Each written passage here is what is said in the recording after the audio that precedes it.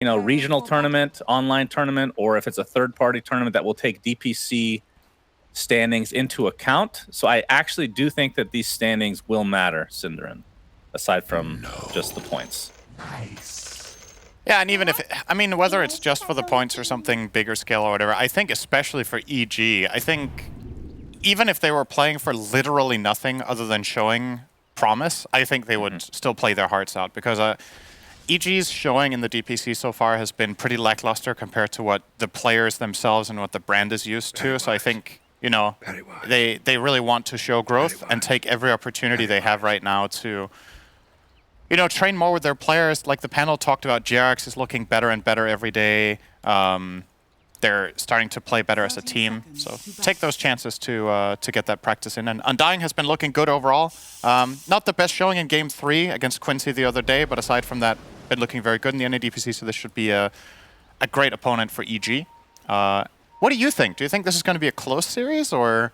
Because I wouldn't have thought it was close 3 weeks ago, but now it could be. Yeah, I mean, MSS, he's one of those guys you can just plug and play, so to speak.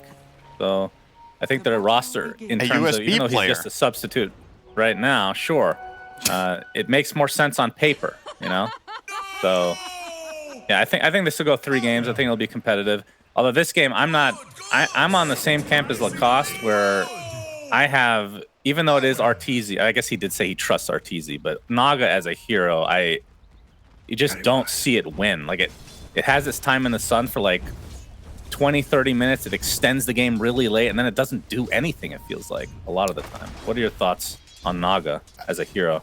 I think it's very, it's something that's item dependent, and I think one of the standout things about Yotaro at TI was his itemization in one of his Naga games, where a lot of players on Naga will just default to buying the same items almost every game, right? And then if you deviate from that build in certain games, it can be amazing to get, say, the Aghanims on Naga earlier in the build. Awesome item against Lycan and Jug, so I could definitely see RTC wanting to grab that. And obviously a big part of the reason they picked it was that they were having that Lycan matchup, if not the only primary reason. I don't think the hero is terrible, and I think if it has a good laning stage and 1 or 2 good core matchups, especially to itemize Ags for, I definitely think it has a place. To me, this is a good Naga game, so I'm expecting Arteezy to look good here. Yep, I mean, like you said, definitely makes sense against the Lycan. And if you get that Ags, it works against the Blade Fury on Jug. But we'll see. It is very slow. Very, very slow. It takes time. Sure. It does. And that's where I think EG have done a good job with the rest of their draft being pretty fast, right? Like, Beastmaster just needs Helm of the Dominator. Clockwork's online basically from levels alone. Quap is one of the fastest rotating mid-heroes, which can also scale. So as far as the Naga lineup goes, maybe you would have wanted one of the supports to be a slightly different hero to make her better, like Disruptor, something along those lines. But apart from that, it looks pretty stable. Ryle's what are your thoughts on... It's literally a 1v1 right now because of all the rotations from the supports. It's Naga versus Lycan specifically in lane. For Naga. It's very, very good. And the constant proccing of Riptide, very annoying to deal with for any melee hero. Lycan doesn't have enough damage and no AoE damage to kill the Naga illusions, so for the most part you can just dominate and just push him out and get CS and get the free chip damage in all the time from Riptide. So I do expect, if this just remains a one-on-one, I expect Arteezy to come out on top just in general here. And I also think that's why Crit is happy to just run after Moon Meander all the time on the clock. Like, if you get this one-on-one isolated, that's job well done. If both Nyx and Clock are level 1, both heroes are obviously pretty bad. But I would say, later you give a little bit of lane space and you get level 6 on the Meech respectively, and it's okay. You don't need a lot of items or gold to have impact. So, it's pretty stable. And mid lane we have Bryle versus Abed, it's Lina versus Quap, and in terms of the actual CS, 17-5 versus 11-0. So Abed getting a bit crushed in the early stages. We'll see if that ends up continuing. Good to see Bryle kind of... Well, it wasn't just Bryle. I think we talked about this before, but the last match they played against Quincy Crew, it felt like they were playing not to lose, which ended up meaning that they were super, super passive in everything that they did, and I think that cost them the game. It's Saberlight in the top lane, taking some damage, but is trying to walk off this battery, assault Moon Meander, trying to share the damage, and will do so successfully. As Tomato gets first blood in the bot lane, so Blade Fury being expended for that. Lion is very susceptible to Jug when he has boots level 3, and that's exactly what happened there. Tomato just ran him down with Blade Fury. If you get caught by anything as Lion, you can almost die 100 to 0, and Disruptor, any kinetic field, bit of damage and slow from Thunderstrike, and that's the job well done for Tomato, getting off to a good start. Yeah, I want to focus a little bit more on this mid lane, because this was a matchup we've talked about in Western Europe in some of the games with the Quap versus Lina, where the panel was kind of inconclusive about how this lane's supposed to go. I thought on paper Lina is favored in this lane, but then the games we saw pretty much ended in a wash in mid. This is more what I imagine this lane should look like, maybe even slightly better for the Quap than it is. Bryle is doing a very good job against Abed here. So it's interesting to see how big regional differences there can be. And it's not because the Western European mid players were playing a bad Lina. Bryle is just playing an excellent one here. And they are going to try to pressure him here with Jerax to get Abed a slightly better position in the game.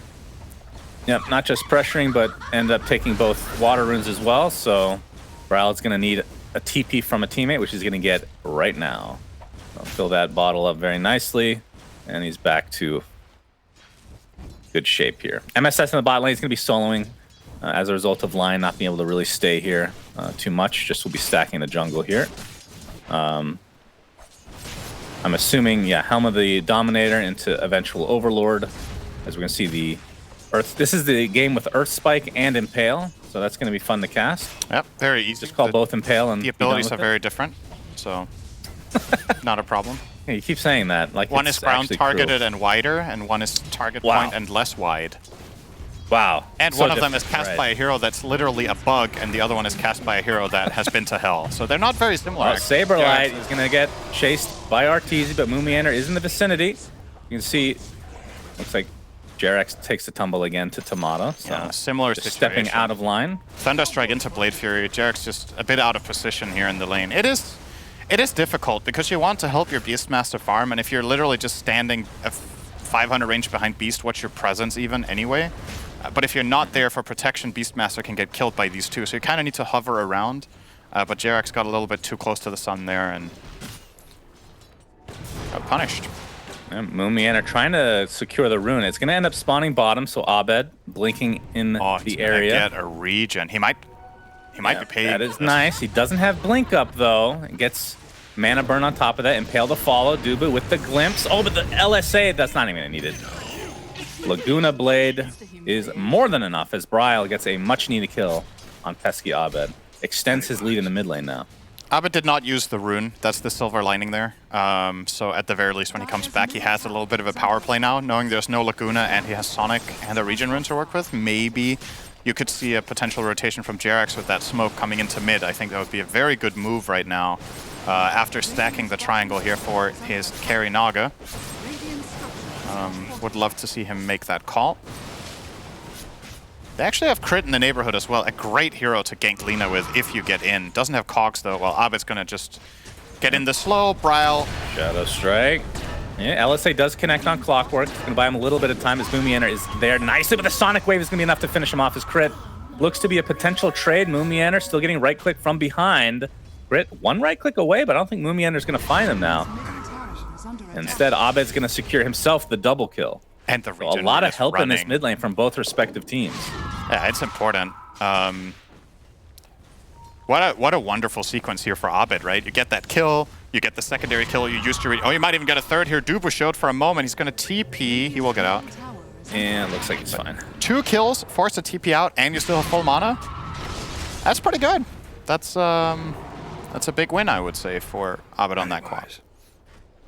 He might be... Is he overtaking Bryle? He is. By 5 gold. Very big lead with that 5 gold discrepancy.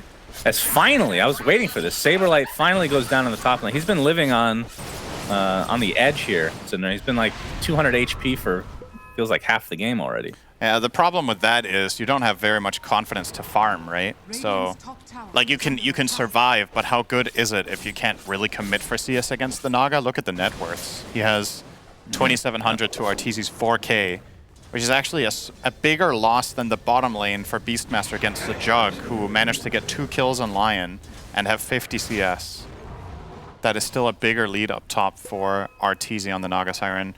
he is off to the races here. This is actually going to be one of those games where if they don't shut down Naga, Arteezy is going to be averaging something like 13, 14 CS per minute at this rate. Obviously not currently, that would be impossible, but you look at 15 minutes to 20 and onwards, this is only going to ramp up and explode even more with a 4-0-4 build. A stacked triangle. He's going to get filthy rich. Is there a specific build for Naga that you want to see this game, or are you fine with the cookie cutter? You mentioned the Toro's Moon Meander looks like he's going to get off his spike carapace, but he's pretty much surrounded here. And Abed is now on a killing spree after that. I wouldn't even say it was a rough start. He was just he was losing the lane, but certainly not anymore.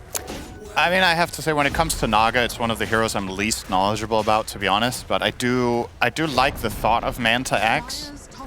I think he could pull that off. Maybe you do want one item in between, but I would definitely like to see the Axe no later than third major item in this game. I just think there's so much potential with, say, Manta Skadi Axe or Manta Axe, or something that I think Yatoro also played. I'm going to reference that game a lot because it was kind of...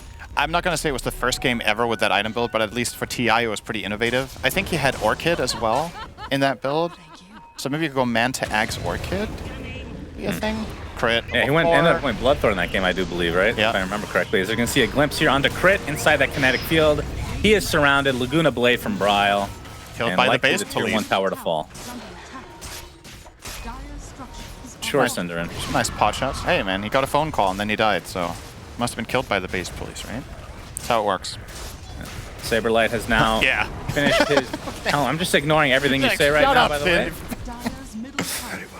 Good pick though here. I don't even know where to go with that. It's a voice line. What am I supposed... You want to turn that into a conversation? I don't know. You've talked about less many a time. I mean, that's true. That is true. Mid tower goes apologize. down though, No, Shannon. Let's focus on the important stuff. Undying, good rotation. Now, let's talk about memes. Let's talk about the mid tower was a meme and it has been removed. We will no longer be working with the mid tower.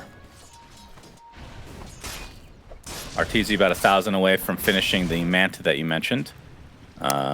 Looking at Bryle, Boots of Travel, not quite done yet. Abed in the meantime only has his... Is anything coming on the card? He really only has treads right now. Working on BKB first item? I guess so. Seems to be the case, yeah. Wait, that can't be true. Does that add up with his item costs? Yeah, I guess it does. What do you think of BKB literal first item? And by literal, I mean figuratively. As you can see, Saberlight pops his ult. Nice cogs from Crip. He's going to get LSA. There's the save from Arteezy. See if they can say anything else on top of this. Jerax stuck inside the Static Storm. Dubu taking the heavy damage, though. Finds the cover of his teammates as the Centaur continues to chase. Looks like he'll finally get that right click as there's the roar into Moon Meander into the Centaur Stomp as well. It's going to be a second kill going the way of EG and a hook shot to follow onto Bryle. Finished off by Abed and G off the setup from the song. Get 3 big kills in their favor.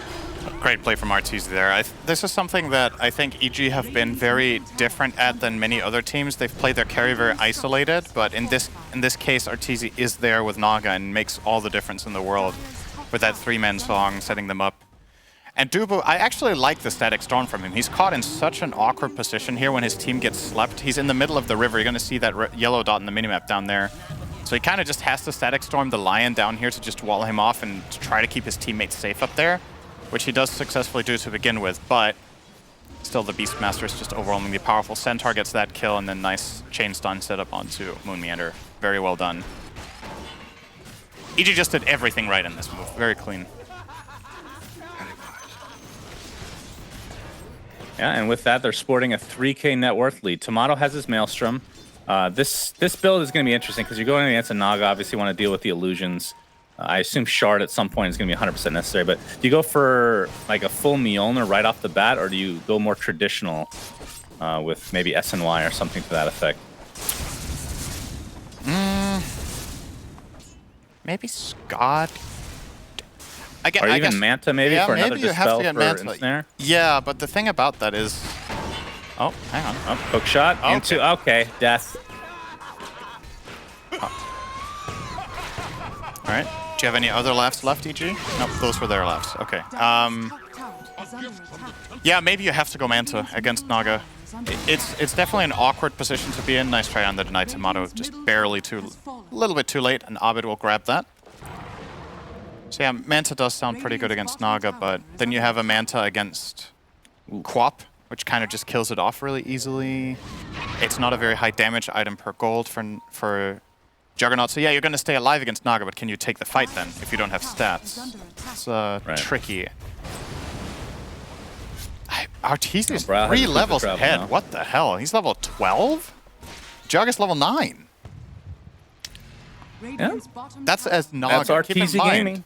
Keep in mind it's Naga. This hero doesn't generally get super high levels because a lot of its farm is, you know, on the other side of the map or away from the main, but just this involvement in kills has been really good for him. He is already up to over 10 CS per minute now, 14 minutes in.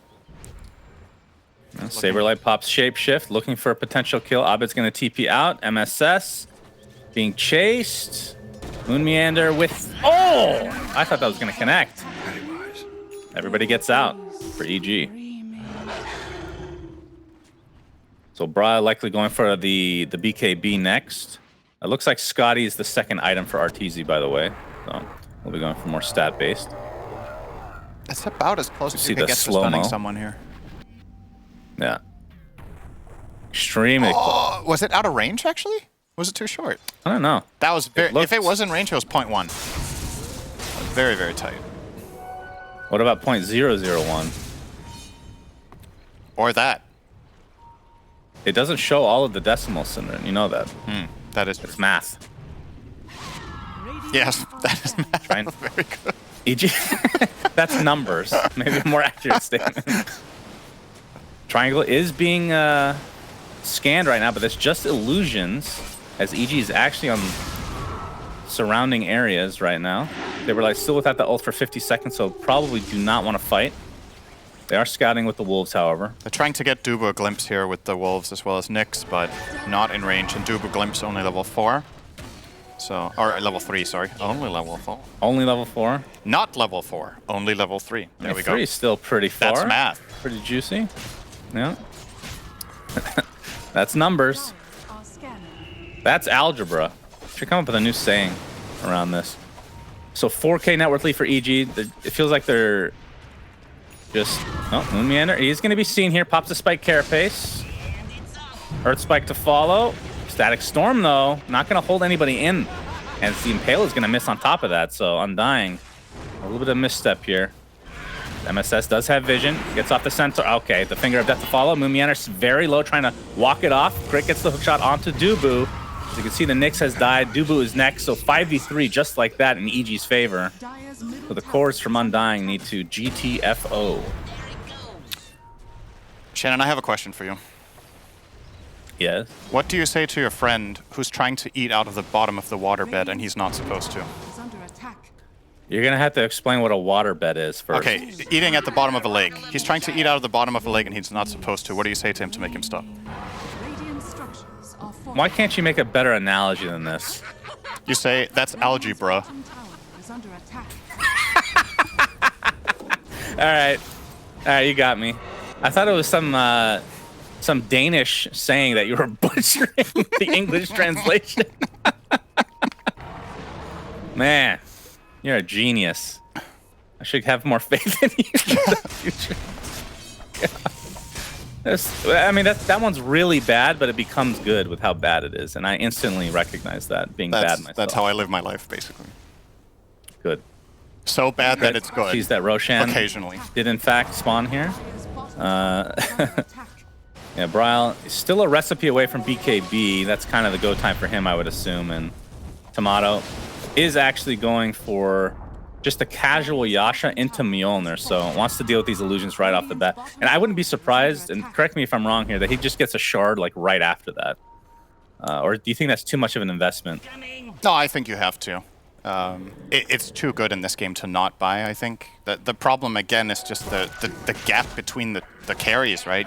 I don't know how you overcome this. Yep. This is what makes it such a good Naga game, is you basically have a guaranteed good lane, you have a guaranteed good matchup against at least one core, arguably both. I don't know if Jugger was that good of a counter pick to begin with, But you can't keep up the pace against Naga with this Radiant lineup unless you make successful moves. And something we've talked about, right? Undying have this tendency to get a little bit timid when things aren't going too hot early on in this game. It's also a lot of its credit to EG playing tight, right? It's difficult for the Radiant lineup to engage if there's always the Song of the Siren and the hookshot just disengaging and separating them. So it's honestly, it's fascinating to watch EG's development, right? This doesn't feel like something we would have seen from them 3 weeks ago. They've just really picked up the pace all of a sudden, and I think that's very inspiring for the fans to see. This could be a big kill, though. They're going to try to go for Arteezy here. Failed the Manta. The Static Storm kinetic field. He's at half HP and still has Song, so I think he is just dandy. Okay, so that looked like it was going to be good, but the damage just needed... Yeah. The cavalry was called in too late. I need better horses. I guess so. Or better wolves. Did you know that there's 2 pronunciations to cavalry? No. And 2 spellings? Cavalry is not a thing. It is a thing, actually. Okay. Well, I will say cavalry. I don't like it. Cavalry. No, that's fine. Yeah, cavalry, it's weird, right? That's the original and you can spell it like that, too? Oh, that's a hook. No, you can't. I made that one up. Oh. Moomiander bursted down and crit. He's going to right-click down from the side from Brile. With the Laguna Blade is enough, just barely, to finish him off. So it's a 1-for-1. And I think any quote-unquote even trades will go Undying's way right now, considering their deficit at the moment. But BKB is online for Brile, so we can see a couple Aghanim Scepters queued up here for Undying as well, but still a ways away for both Saberlight and Dubu. I'm not sure if they'll have enough time before the high ground will be attempted here from EG. I assume going for a couple kills is Roar onto the Blade Fearing Tomato. Sonic Wave to follow. He is deleted. Brile forced to BKB and run away. And they'll lose Moomiander yet again, so this is likely a Roshan attempt. And that is kind of what's needed for a high ground opportunity for EG. All right, so remember what we've talked about, right? With the most satisfying spells in the game to use. And we both like Culling Blade, you know? Sonic Wave is up there. It is, especially with the Arcana, it is just so... Oh, every time you hit a good Sonic Wave, or even watch someone hit a good Sonic Wave, it's just like, hell yeah, dude. Hell yeah. Hell yeah. True. Aegis on Arteezy. His Scotty is obviously complete. And there's the Axe. Love it. I think this is very good. And then we're probably looking at an Orchid into Bloodthorn after that as a possibility at least. Could also just go Butterfly. It's very, very strong against the Radiant lineup. Triple physical damage through Lycan Jug and Lina. Butter is actually amazing here. How's the high ground defense for Undying? I mean, Moomiander, he does have his Philosopher's Stone, but he's going for a 4-staff first.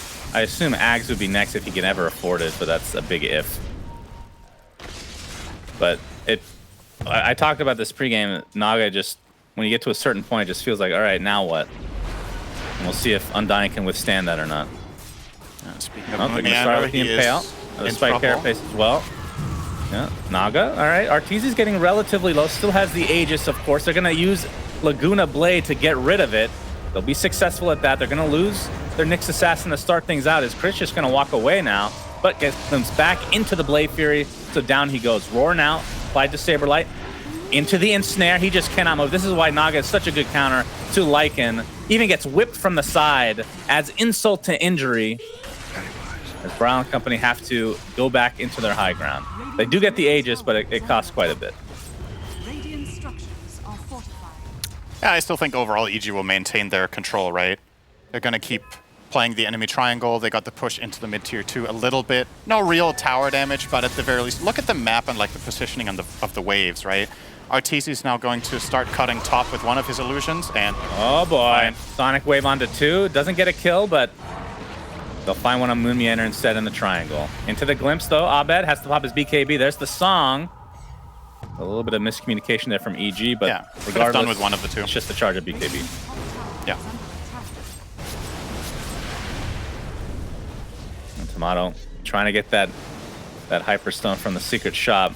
Still needs to finish the recipe to get the Mjolnir, though. All right, are there items for Undying that feel like, okay, this is when we can try to make a comeback? Is it the shard / or the shard on Jug with the Ag's Saberlight, where he's biting him into a wolf. Yeah, it's probably you're probably looking at that. Like, the concern I have for Undying right now is the damage output, right? It's something that Jugger struggles with against a hero like Naga, is that you can't do very controlled, determined single target damage. You're kind of reliant on Omni-Slash jumping on the right one, and that's very hard to accomplish, obviously. They just smoked on a Hawk. And now they're going, they get to double impale, though. I guess EG didn't see it. Into the Laguna Blade. They're going to find 2 valuable kills. One specifically onto Abed. Brit is going to have the hook shot to safety. That was a bit of a blunder. Okay, they definitely smoked on a Hawk. Yeah, for sure. And either they didn't see it or they didn't care. They might have not anticipated that the attack would land that quickly, and they just wanted to finish off the camp they were doing or whatever. But yeah, important for Undying. A little bit of momentum going their way. It's not the biggest of deals. They won't get a tower out of this. They won't get any major map control. They do get a nice aggressive ward out, though, that could eventually set up on an Arteezy kill in the triangle, potentially. That's something that Dubu did manage to get out there. But yeah, gonna back off here once again. Dire's top tower is under attack. I do think you're right, though. You finish the shard on Jug, you get the Axe on Lycan, and then you probably try your next move. I'm not sure if Jug is the right hero to bite, though, or if you bite the Lina. Wait, how is it works? You lose your ranged attack, don't you? I don't remember. I know it's been bugged. There's been different iterations, so I don't remember what it is when you bite ranged heroes. I'm not positive. I'm sure Purge knows the answer to this question, as Moon Meander looks to be mega dead. Yeah, he's a goner. We'll take down eventually.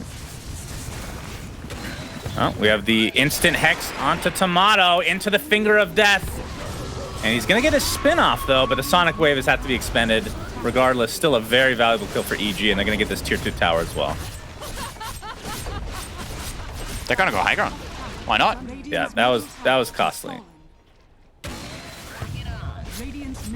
They got their ancient granite golem ready to go, and the right clicks commence as this tower is absolutely melting here. Lycan doesn't even have his courier to be able to finish the Aghanim Scepter. Not that it would maybe matter here. Moomia gets force-staffed into the Impale. Arteezy at half mana, not even half HP.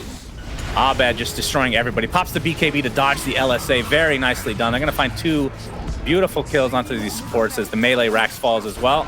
And after the buybacks come through, EG just disengages. But glimpse back. They might find a consolation kill onto MSS. Looks like the rest of EG are just going to leave him. That's still 9k lead with melee Rax. That is a very small consolation, but yeah, it's something at least. But they had to use 2 support buybacks to get this kill, and of course the kill on Jerax, who did a very great job there. The moment it looked like Undying were going for that setup attempt on the first kill, Jerax just blinks in, hexes Lina, and gets a double Earth Spike afterwards.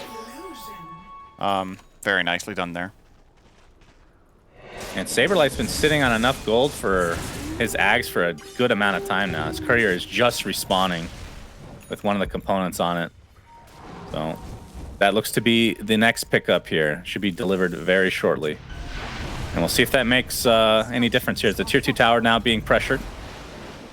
They're going to be scouted out. And basically everybody's up for EG. As the tower will be technically conceded, but Arteezy doesn't have his Ags yet. Oh, wait, he does. Wait, so you have to do it after the spin. Yeah, right. Okay. It's not like it's undispellable. And it's the range. I believe it's the range increase with the Ags, right? Yeah, and a cooldown reduction. Oh, yeah, 6-second CD. To 8. It's so good. And 400 extra range. Yeah, nice. Very, very good Ags. And, man, you've called this spot on. Other than the Scotty, you did say 1 item in between. You didn't name it. But Butterfly looks to be next for Arteezy. Yeah, it is just really valuable here. Undying's heroes can't really afford MKB, so... Oh, Shapeshift, they're gonna go for it. This is pretty damn YOLO, actually. Yeah, Tomato is a wolf. Abed is there as well, but there's the song. Gonna stop everybody in their tracks. MSS has already expended the BKB. See if they can continue to chase you. Remember, wolf form makes you a very fast Synderen. Tomato does not have the Blink Dagger yet that he's queued up. Oh, hook shot, gonna block everybody in into the beautiful Sonic Wave with the Static Storm only connecting on one. Let's see if they can take out Abed in the meantime. He pops his BKB, though. It's not the Aghanim Scepter Static Storm yet. Omni Slash crit. Looks like he's going to take basically all of the slashes. He's going to get rooted now from the low ground. And he's just going to get right-click down into Oblivion. They will find MSS, though, so Undying able to at least trade to some capacity here. Brawl still had his BKB, right-clicking Abed now. Looks like he's going to be able to walk away, though, just outside the kinetic field. Glimpse. Brawl still left alone. Arteezy just continue to right-click. The Sentry is just way too much. Double kill for Arteezy. Saberlight. I mean, this is pretty good for Undying still. They're at least getting some kills. Considering how far behind they are, that was a pretty good trade for them. Bit of a gold win overall. They don't kill the big guy in Arteezy, but they get a lot of other decent kills. They end a streak, I believe. Or was that? No, that was actually Arteezy ending Bryle's streak. So huge win for him overall individually, but the team as a total do lose slightly. And again, this is a little bit of the same problem as before, right? They waste MSS's BKB along with the Song, similar to the situation made with the Quap BKB. If they have full trust in each other and a good combination there, they wouldn't need to use Beast BKB and maybe he has a better fight afterwards.